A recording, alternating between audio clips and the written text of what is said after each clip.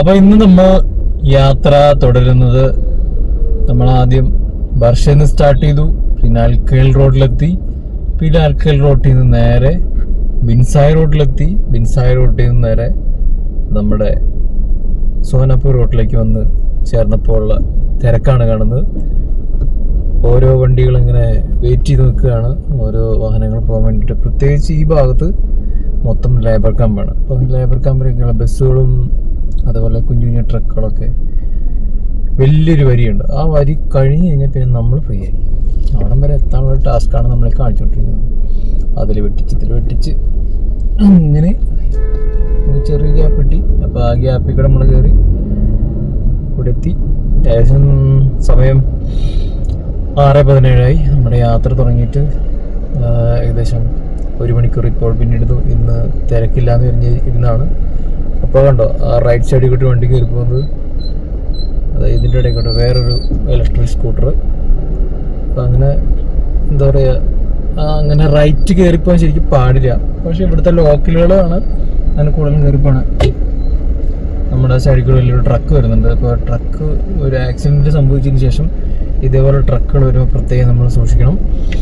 അല്ലെങ്കിൽ നമ്മുടെ വണ്ടി പോയി നേരെ അതിലൊരയും അത് നമ്മൾ വലിച്ചുകൊണ്ട് പോകും എന്നുള്ള ഒരു വലിയൊരു പഠനമാണ്, വലിയൊരു പാഠമാണ്. കഴിഞ്ഞ മാർച്ച് 8-ാം തീയതി 9-ാം തീയതി ഉപ്പുനാട്ടിലേക്ക് പോകുന്നതിൻ്റെ അന്ന് നമുക്ക്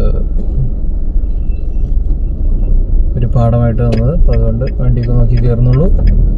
അപ്പോൾ നമ്മുടെ ആ ട്രക്ക് മുന്നിലേക്ക് കയറിയിരിക്കുന്നത് കണ്ടോ, നമ്മുടെ കോൺക്രീറ്റ് മിക്സ് ചെയ്യുന്ന ട്രക്കാണ് മുന്നിൽ പോയിക്കൊണ്ടിരിക്കുന്നത് കണ്ടോ. അതിൻ്റെ സൈഡിലൊക്കെ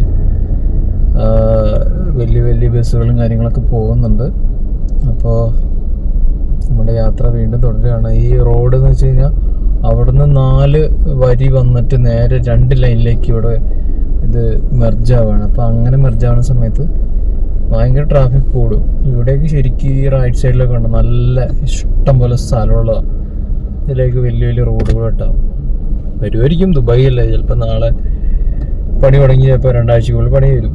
അത് വെറുതെ പറയുന്നതല്ല. നമ്മൾ ഷാർജയിൽ താമസിക്കുമ്പോൾ അവിടുത്തെ ബുദ്ധിമുട്ടുകൾ കാണുമ്പോൾ ഇവിടുത്തെ റോഡ് വികസനം കാണുമ്പോൾ നമുക്ക് അറിയാവുന്ന കാര്യമാണ് റോഡ് എത്ര പെട്ടെന്നാണ് അവർ പണിതെടുക്കുന്നതെന്ന്.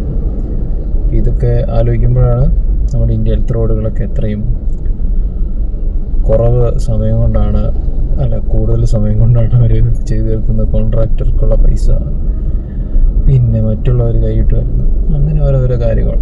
അപ്പോൾ നമ്മുടെ ആ ട്രക്ക് മുന്നിൽ തന്നെ നിൽക്കുകയാണ്. ട്രക്കും ഇപ്പുറത്തെ ബസ്സും വന്ന് നിൽക്കുമ്പോൾ നമുക്ക് ഒരു രക്ഷയില്ല. അങ്ങോട്ട് വെട്ടിക്കാനും ഇങ്ങോട്ട് വെട്ടിക്കാനും, ഏത് വഴിക്ക് വെട്ടിച്ചു കഴിഞ്ഞാലും നമ്മുടെ വണ്ടി അതിൽ പോയി ഉടക്കും. അപ്പോൾ ലെറ്റ്സ് സീ, നമുക്ക് നോക്കാം.